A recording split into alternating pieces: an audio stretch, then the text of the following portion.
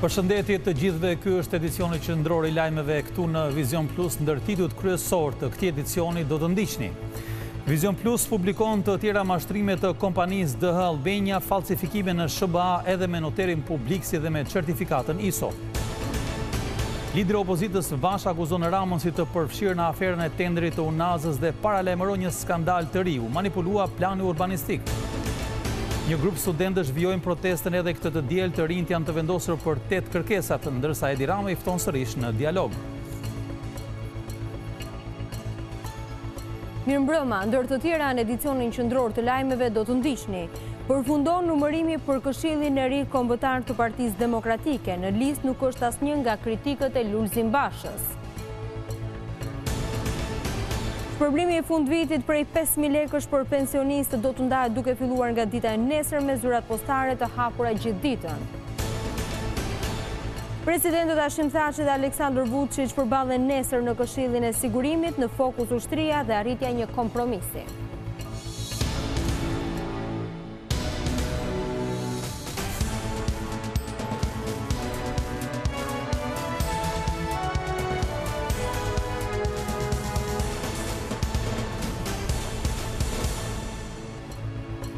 Shohim tani më gjerësisht zhvillimet kryesore të kësaj të diele. Çdo ditë që kalon provon se abuzimi 30 milion euro i kompanisë DH Albania ka funksionuar si një skemë mirëfillt mashtrimi e shtrirë nga Shqipëria deri në Shtetet e Bashkuara të Amerikës. Vizion Plus zbulon letërgëmbimin mes operatorit të transmetimit dhe autoriteteve amerikane që faktojnë se firma shqiptare ka falsifikuar edhe noterin publik në SBA e po ashtu edhe certifikatën ISO. Skema e mashtrimit që ka përdorur kompania DH Albania, e cila fitoi 2 tendera me vlerë 30 milion euro me dokumentat të falsifikuara, arrin nëpër masa shqetësuese. Mashtrimi duket se ka nisur me manipulimin e dokumentacionit në shtetin Delaware në SBA. Vizion Plus ka siguruar një letër këmbim me email mes operatorit të sistemit të transmetimit dhe disa prej autoriteteve amerikane në Delaware. Në këtë korrespondencë rezulton se noteri që ka legalizuar dokumentacionin e firmës në Delaware, Clay Robertson, nuk rezulton të jetë pjesë e dhomës së noterisë në shtetin amerikan. OST ka hapur një tender ku ka marrë pjesë një kompani e regjistruar në Delaware me emrin Danwell Haberman. Kjo kompani ka dorëzuar dokumentacionin, të cilin e keni të bashkangjitur dhe rezulton se ato janë noterizuar nga noteri zoti Clay Robertson, i akredituar në zyrën publike të noterëve në shtetin Delaware. Ju lutemi, ne duam të verifikojmë nëse këto dokumenta janë vërtet të noterizuar prej tij. Por përfaqësuesja e dhomës së notarëve në shtetin Delaware, Jamie Van Horn, ka kthyer këtë përgjigje. Pas një kërkimi në regjistrat e dhomës publike të noterisë në shtetin Delaware, rezulton se nuk ka një zyrë në emrin e Clay Robertson. Mashtrimi vijon mëtej edhe me certifikatën ISO që kompania ka marrë nga shteti amerikan, edhe ajo rezulton të jetë falsifikuar. Në kërkesën për informacion drejtuar zyrës përkatëse që lëshon këtë dokument në Delaware, zëvendës presidente e këtij institucioni, Lori Gillespie, konfirmon se certifikata është lëshuar pa autorizimin e tyre. Kemi parë certifikata dhe mund t'ju konfirmojmë që ato nuk janë të vërteta dhe se simbolet tona të vendosura në dokumente janë bërë pa autorizimin ton. 2 dosjet e 2 tenderave për këtë skemë mashtrimi janë në prokurori, e cila ka nisur hetimet, por paralelisht mësohet se dhe autoritetet në Delaware po hetojnë për këtë skandal. Kompania DH Albania fitoi 2 tendera me vlerë 30 milion euro, një muaj pas krijimit të saj me dokumenta të falsifikuar. Një tender u fitua në OST për ndërtimin e linjës 220 kV Burrel-Peshkopi, ndërsa tenderi tjetër ishte ai për ndërtimin e lotit të parë të Unazës së Tiranës. Njësër personash që janë marrë me përgatitjen e dokumentacionit të 2 tenderave janë punonjës të kompanisë Gener 2, pronësi e biznesmenit Bashkim Ulaj. Shkangre dyshimet e forta se pas këtij mashtrimi qëndron vet zoti Ulaj. E ndërsa denoncoi kompaninë DH Albania që falsifikoi dokumentat për të fituar tenderin 18 milion euro, Lulzim Basha paralajmëroi edhe një tjetër skandal me Unazën e re. Sipasi, plani urbanistik u manipulua për të hapur rrugë ndërtimeve të larta, pas të cilave fshihen elementë të lidhur me krimin. Kryetari i Partisë Demokratike, Lulzim Basha, deklaroi se brenda 2 ditëve do të bëjë publike prova të reja që sipas tij zbulojnë një tjetër skandal në lidhje me tenderin Unazës së re. Këtu tek Unaza e re është konsumuar një krim i tretë, që përfshin drejt për drejt Erion Veliajn dhe Edi Ramën, e cila për nga vlera financiare të i kalon 40 milion eurot e shqiptarëve që po vidhen nga buxheti i shtetit. Plani është të vidhet dy fisht, 40 milion euro nga buxheti dhe 10 milion euro të tjera me ndërtime mbi këto banesa që duan t'i prishin pa ligj, ku do të pastrohen paratë e drogës. Dhe për këtë Edi Rama dhe Erion Velia së bashku kanë ndryshuar planin urbanistik të qytetit në mënyrë që eksponentët e krimit të organizuar të pastrojnë paratë e drogës dhe natyrisht t'i ndajnë ato me Edi Ramën dhe shpurën e tij të korruptuar. Kreu Demokrat, duke u ndalur tek tenderi tashmë i bllokuar, nuk kurseu akuzat ndaj personave të implikuar në këtë aferë. Këtu tek Unazare janë konsumuar dy krime. Krimi i parë është ai i korrupsionit të zyrtarëve të lartë, të cilët kanë komplotuar së bashku që t'ju vjedhin shqiptarëve 40 milion euro, ndërkohë që ka më shumë se 2 javë që është zbuluar vepra e dytë penale shumë e rëndë. Ajo e pastrimit parave të veprës penale përmes zbulimit të skandalit të falsifikimit të dokumenteve zyrtare të shtetit amerikan. Në ditën e 43 të qendresës së tyre, banorët kërkojnë anullimin e projektit të Unazës së Madhe. Ata kanë bllokuar rrugën rreth orës 17, si çdo ditë, ndërsa janë mbështetur edhe nga deputetët opozitar. Edhe këtë të diele një grup studentësh u grumbulluan sërish para kryeministrisë duke protestuar, ndërsa përsëritën apelin për plotësimin e menjëhershëm të 8 kërkesave të tyre, të rinjt paralajmëruan se nuk do të lejohen që protesta e tyre të zotrohet nga partitë. Protesta e studentëve hyri këtë të diel në ditën e saj të 12. Edhe pse më të pak në numër, të rinjt nuk e kanë lënë bosh sheshin përpara kryeministrisë. Ata bëjnë thirrje që të gjithë t'i bashkohen kauzës së tyre. Protesta jonë tani më është protest maraton, është një protest kombëtare, e cila fillon që në orët e para mëngjesit dhe mbaron përsëri në të gdhir, dhe sigurisht që numri i njerëzve sigurisht që nuk mund të jetë po i njëjtë në orën 12 drekës se ose deri në orët e vona darkës. Domethënë është gjithçka në kuadrin e rezistencës. Ditën e nesërme sigurisht që studentët rrethave vinë, bashkohen dhe sigurisht që numrat do të jenë po të njëjtë dhe ndoshta edhe më shumë se sa ditët e para. Të gjithë studentët, gjithë qytetarët shqiptar, pa dallime ideja apo bindjesh politike të bashkohen për një kauzë drejtë. Kemi fuqinë e Zotit, kemi mbështetjen e Zotit, po i bëjmë shqiptarët të bashkuar, ne do të qëndrojmë të bashkuar. E janë i këtu, mbështetini studentët, e janë i këtu, sillini nevojat bazike, e janë i këtu, i ndihmoni ata. Ndërsa kanë dëgjuar apelin e forcave opozitare për të ngritur në protest, të rinjt thonë se nuk do të lejojnë që partitë politike t'i afrohen tubimit të tyre. Ne këtë protestë nisëm vetë. Edhe kjo opozit nuk ka marrë altë na bashkohet, pikës pari. Pikës dyti, kjo nuk është opinionim, kjo është fryma e masës. Studentët ka thënë që në fillim që nuk duan figura partijake. Studentët janë të lirë të vinë si student. Ne jemi tradhtu nga 3 palët në këtë mes. Kështu që as i palë nuk ka vënd të vi këtu.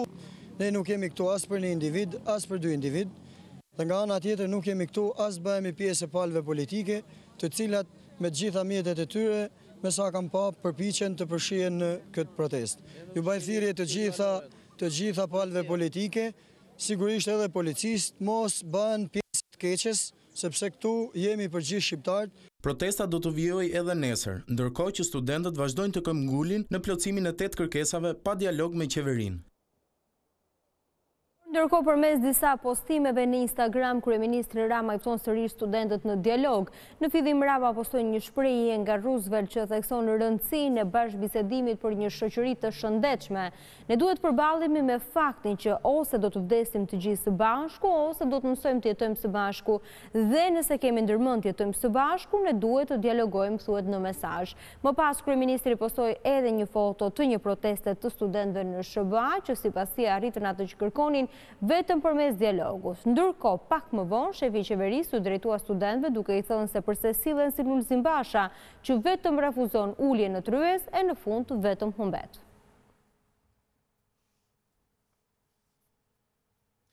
Ndërkohë, Monika Kryemadi i kërkoi antarësisë LSI-së, sidomos të rinjve që t'i bashkohen protestës së studentëve. Në Shqipëri, tha Kryemadi, ka ardhur koha për ndryshim dhe këtë mund ta bëjnë vetëm të rinjt. Gjatë një takimi me strukturat e LSI-së në juglindje të vendit, kryetarja Monika Kryemadi u bëri thirrje të rinjve që të rrëzojnë regjimin si pasaj kriminal të Edi Ramës.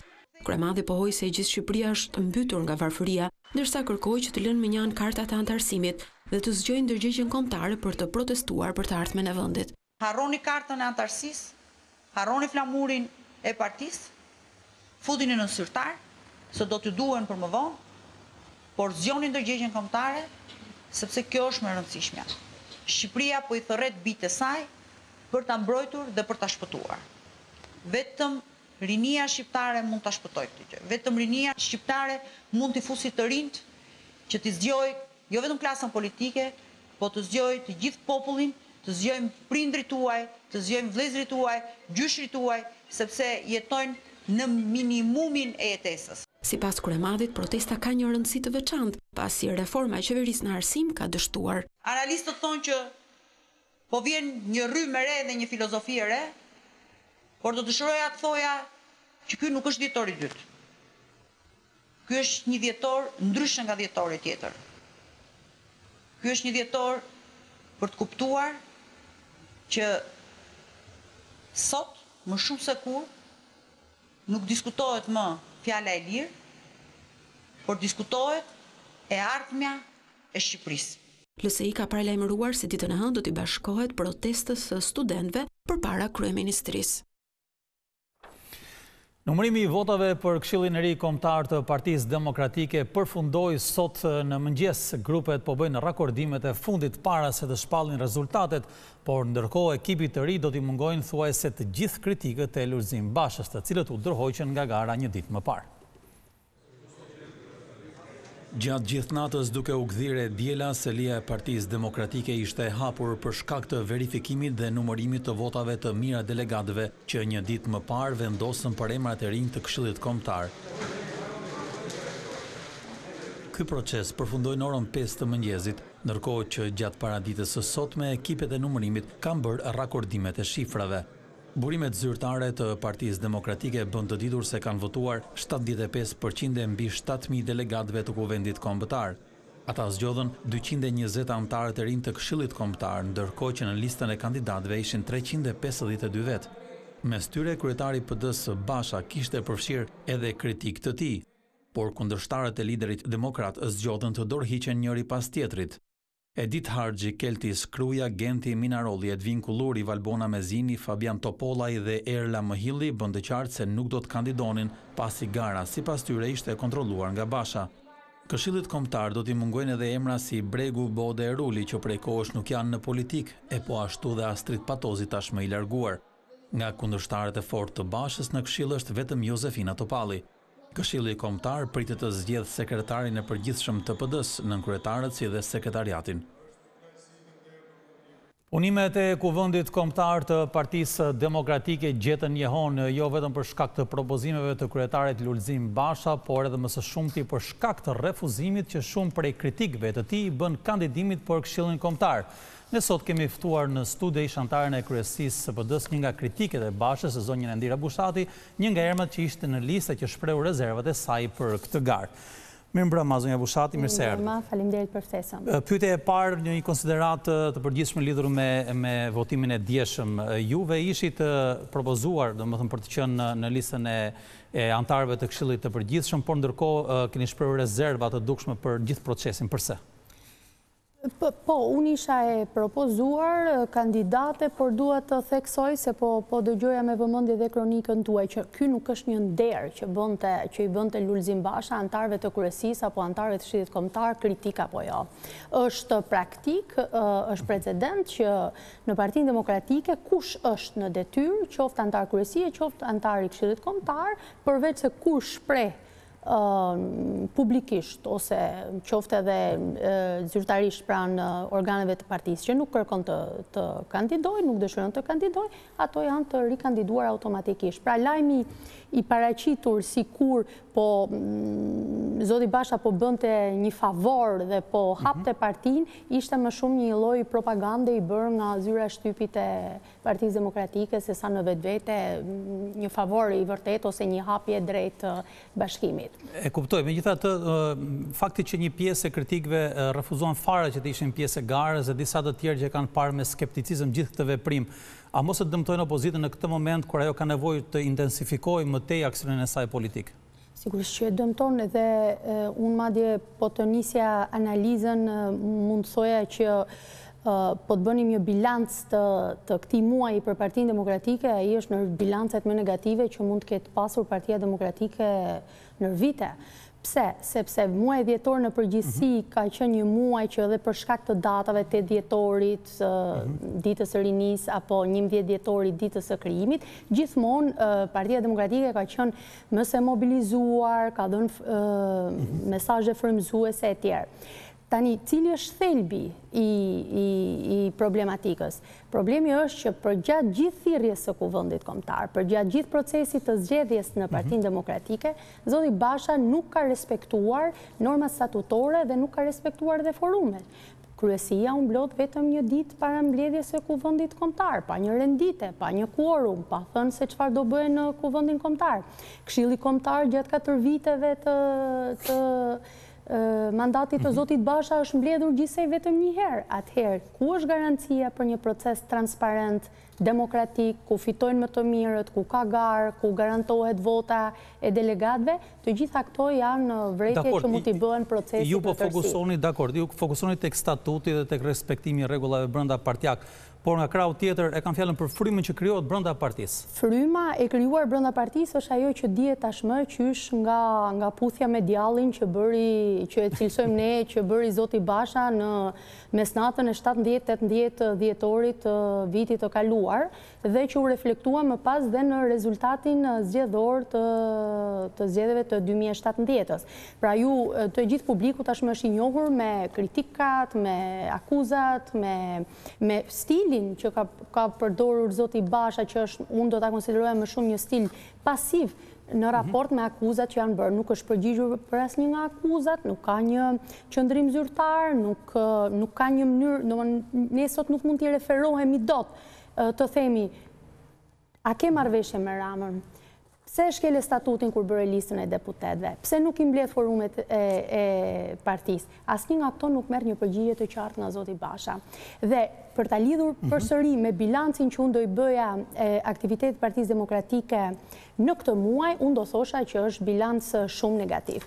Ju e keni parë aktivitetin e 8 dhjetorit, se si tashmë Partia Demokratike sot konsiderohet si jashkohe, si e dal mode, sepse më 8 dhjetor edhe gjithë televizionit kishin ekranin e ndarë. 8 dhjetor i Partisë Demokratike në qytet Studenti me 20-30 vetë të mbledhur, ndërkohë që kishte një protestë masive të studentëve. Ka një kërkesë, ka një ultimatum të protestës së studentëve, e cila në një farë mënyrë solli pranverë në mes të dimrit në Shqipëri, që të mos e dojë Partinë Demokratike aty. Ku është parë që të ketë protestë masive dhe një zëri të thuhet jo politik dhe nuk duan parti politike? Dhe nuk mund t'i afrohet opozita apo lideri i opozitës, kjo të tregon një mungesë frymëzimi, një mungesë shprese tek opozita dhe një mungesë besimi totale. Dakord, por ndërkohë ka dhe një qëndrim nga pala tjetër, le të themi, sepse ka zëra brenda Partisë Demokratike që thonë që ju që jeni kritikët e zotit Basha Pirish në këto momente edhe po flirtoni pak me qeverinë. Si do t'i përgjigjesh këtyre kritikave? Tani, të gjithë nuk mund futen në një grup, unë nuk di, do me thënë, ato mund t'jenë edhe në mënyrë individuale që i referohen personave të caktuar. Unë, për personin tim jam e sigurt që nuk bëhet fjalë, madje edhe në pozicionet të tjera edhe apolitike kam treguar që me qeverisjen e zotit Rama dhe mazhorancën e tij nuk më lidh asgjë, madje kam qenë edhe në shënjestrën për ju personalisht, po bëhet fjalë për elemente të tjera. Po nuk mund ta them, diçka është e sigurt që ka disa vende pune të cilat pa mbështetjen e zotit Rama sigurisht që nuk mund të arrihen. Por nga ana tjetër, personave të cilët mund t'i kenë arritur këto vende pune, kur tashmë i ke dëbuar, ju ke prerë karrierat politike dhe i ke thënë që nuk dua më të kem të bëj me ju, nuk mund t'i mohojë të drejta pastaj që të aplikojnë, të pretendojnë karrierat të tjera. E ndërkohë do më thënë që tani ka mbaruar numërimi siç e thamë dhe më herët, por akoma nuk kemi një rezultat të emrave fitues. Ndoshta pjesa më e madhe, siç e thamë, është jashtë listave, dikush tjetër si ju apo si zonja Topalli mund të jetë sërish brenda listave, po si mund vijoj, le të themi, betejë brenda Partisë Demokratike për demokratizimin e saj, siç thonë ju, ndërkohë që pjesa më e madhe janë jashtë forumeve. E vështirë është, po të dëgjoni të fjalën e zotit Basha, ai madje e përsëriti disa herë që tha si të qeveriset partia në opozitë, ashtu do është një pasqyrë dhe si do qeveriset shteti nesër. Problemi me zotin Basha është që po t'ja marrësh fjalimin dhe t'ja lexosh, thua është një fjalim shumë i mirë, pastaj kur ai fjalim vjet në zotin Basha çalon në besueshmëri. Unë nuk e di se si zoti Basha do arri të krijoj besim që a do mbledh forumet përsëri, a do zbatoj statutin e tjerë, deri tani nuk e ka treguar, e ka vërtetuar që nuk ka respekt as për statutin, as për forumet, as për kontributet. Mirë, faleminderit gjithsesi për këto opinione dhe të shpresojmë që të dalin sa më shpejt lista me emrat fitues të Këshillit Ndërkombëtar. Faleminderit ju. Viti 2018 ishte një vit plot ngjarje, nga sporti, politika, humanizmi, shoqëria civile, studentët, policët. Roli i individit ishte i rëndësishëm gjatë këtyre 12 muajve, plot zhvillime.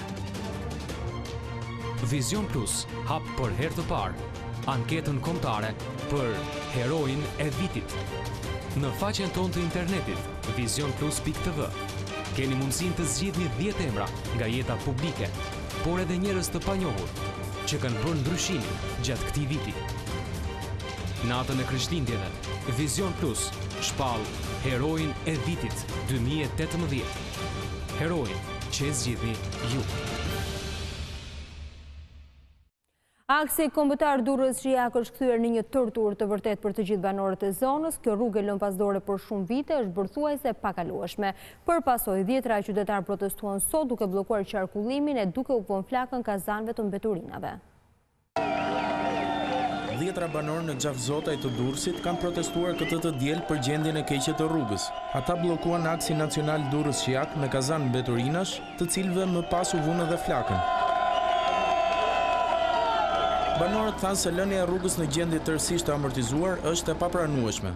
Rruga është cop, katastrofë, nuk kalot, jo me makinë, pas me bicikletë nuk shkosh në Durrës. Nuk është vut dorë asnjëherë. Dhe ne që paguajmë taksat, si mi taks paguesa shumë tregut, dhe rruga është e pakalueshme. Shikoja vetë rrugën, shikoni gropat. Ne jena mbledh për rrugën. Kjo rrugë është premtuar 2013-ën, nuk u realizua. U premtuar 2017-ën, nuk u realizua. Tani jemi 2018-ën. Sa dal nga shtëpia më prishet makina? Ku janë lekët e mia që unë po paguaj taksat për vit? U lodhëm me këtë rrugë, ka 20 vjet. Nuk pyet kush për ne, a ka popull, as ka popull. Kjo nuk është e vetmja protestë që banorët bëjnë për këtë segment rrugor. Në mënyrë të përsëritur, ata janë organizuar duke kërkuar rehabilitimin e aksit, por pa gjetur zgjidhje. Protestuesit thonë se për zgjedhjet lokale nuk do të pranojnë asnjë politikan pa ushtruar më parë rruga. Ku është qeveria? Ku e për vota vin këtu? Nga kënë votat e në shofin me si, ne s'dim se kush është deputet i zonë, son. Na shifni shumë pak, po për zgjedhje, këtu mos afrohet asi kuti votimi, në qoftë se nuk rregullohen rrugët. Do mbledhemi më shumë dhe nuk do pranojmë as si antar, as si parti këtu. Na do na rrugë, as do na parti, as do na qeveri. Rruga Shiak-Durrës, 5 kilometra e gjatë, përshkohet në të dyja korsitë e saj nga banesa dhe biznese, duke u konsideruar ndër akset me përqendrimin më të madh të zhvillimit ekonomik për këtë zonë. Kryeministri Rama në mbledhjen e qeverisë që zhvilloi në Durrës e futi këtë aks në një prej investimeve të parashikuara për rehabilitim, por ende nuk është bërë asgjë konkrete për fillimin e punimeve. Nga nesër, pensionistët do të mund të marrin shpërblimin 5.000 lekë për vitin e ri në çdo zyrë postare. Për të mos krijuar radhë, do të punohet me orare të zgjatura e po ashtu ndërheqja mund të bëhet deri në datën 29 dhjetor. Nga dita hënë do të nisë ndarja e shpërblimeve për pensionistët për festat e fundvitit në masën 5.000 lekë. Pas vendimit të qeverisë, Instituti i Sigurimeve Shoqërore si dhe Posta Shqiptare kanë hartuar një grafik për shpërndarjen me qëllim që të mos krijohen radhë të panevojshme. Zyrat e postës kur të rriqen para do të qëndrojë të hapura nga ora 7:30 në mëngjes për të mbyllur në orën 20 në mbrëmje. Ky orar do të zbatohet nga data 17 deri në 29 dhjetor. Të gjithë pensionistët do të mund të tërheqin shpërblimin prej 5.000 lekësh në ditën që marrin pensionin, ndërsa ata persona të cilët e kanë marrë pensionin për muajin dhjetor, në orët e pasdites mund të paraqiten në sportelet e postës për të tërhequr paratë e shpërblimit. Instituti i Sigurimeve sqaron se të gjithë ata pensionistë që për arsye të ndryshme nuk arrin të marrin gjatë muajit dhjetor shpërblimin, do të kenë mundësi ta tërheqin atë në janar, ndërsa masa e shpërblimit do të transferohet në llogaritë bankare përkatëse për ata të moshuar që e marrin pensionin në bankë.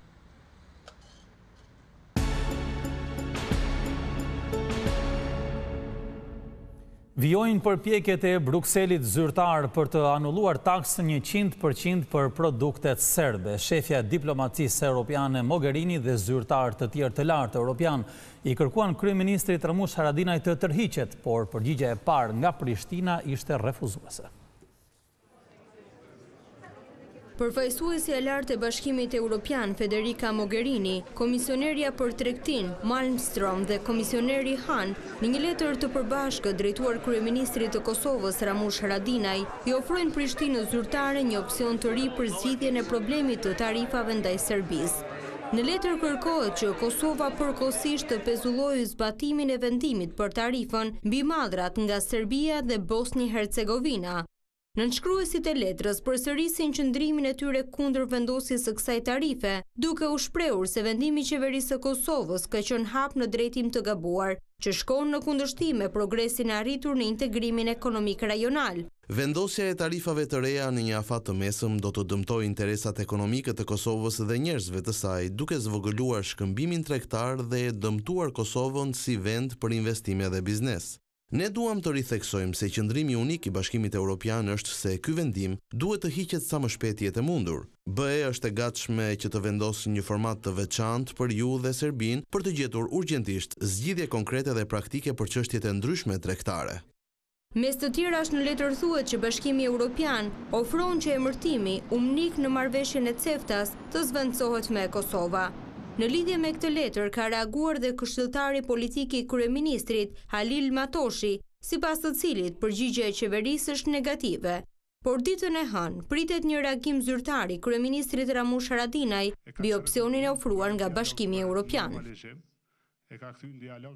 Krimi i ushtrisë nga Parlamenti në Prishtinë do të diskutohet nesër në Këshillin e Sigurimit të OKB-s. Presidentët Hashim Thaçi dhe Aleksandar Vučić do të përballen me argumentat e tyre, ku në fokus do të jetë dialogu dhe arritja e një kompromisi. Presidenti i Kosovës Hashim Thaçi dhe ai i Serbisë Aleksandar Vučić do të përballen në Këshillin e Sigurimit të Kombeve të Bashkuara ditën e hënë. Këshilli do të mbajë një mbledhje me kërkesën e Serbisë pas formimit të ushtrisë në Kosovë. Presidenti i Kosovës Hashim Thaçi mbajti një konferencë për mediat në aeroportin e Prishtinës para nisjes për në New York, ku theksoi se vendimi për ushtrinë e Kosovës është i pakthyeshëm. Donse Serbia është e shqetësuar, nënvizoi presidenti, qytetarët serb në Kosovë nuk janë as pak. Është një proces i pakthyeshëm përkundrazi, vetëm sa do të zhvillohet, do të shënojë progres dhe do të fuqizohet e profesionalizohet. Sot, paradite, kam takuar edhe qytetarë serb në lokalitetet e ndryshme të Kosovës, që ndihen mirë me vendimin e Kuvendit Kosovës e në të njëjtën kohë duan të shërbejnë forcimit e multietnicitetit në të gjitha institucionet e vendit. E theksoj, nëse Serbia është zemëruar dhe shqetësuar me vendimin e institucioneve të vendit për themelimin e ushtrisë së Kosovës, serbët qytetarët e Kosovës ndihen rehat, komod. Ndërkohë, presidenti serb Aleksandar Vučić deklaroi se në OKB do të tregojë të vërtetën dhe se Serbia ka nevojë për paqe. Unë do të shkoj atje dhe do them të vërtetën, do tregoj se sa shumë jemi përpjekur dhe kemi luftuar për të arritur në një kompromis. Serbia ka nevojë për paqe dhe jo për të humbur më shumë. Ne kemi plotësuar të gjitha pikat e marrëveshjes së Brukselit, kemi pranuar kompromise të rënda. Kompromisi është zgjidhja e vetme, por ne nuk jemi afër tij. Më herët, këshilltari për sigurinë i Shteteve të Bashkuara të Amerikës John Bolton bëri apel për një marrëveshje sa më të shpejtë mes dy vendeve. Si aleat të NATO-s ne diskutuam për interesat tona ekonomike dhe të sigurisë në Europë, si dhe nevojën që Kosova dhe Serbia të arrijnë një marrëveshje sa më shpejt jetë e mundur. Unë i vlerësova shumë qëndrimet e tij. Përballja e dy presidentëve zhvillohet vetëm 2 ditë pas transformimit me ligj të FSK-s në ushtri dhe 1 ditë pas miratimit në Kuvendin e Kosovës të rezolutës për formimin e ekipit negociator për bisedime me Serbinë.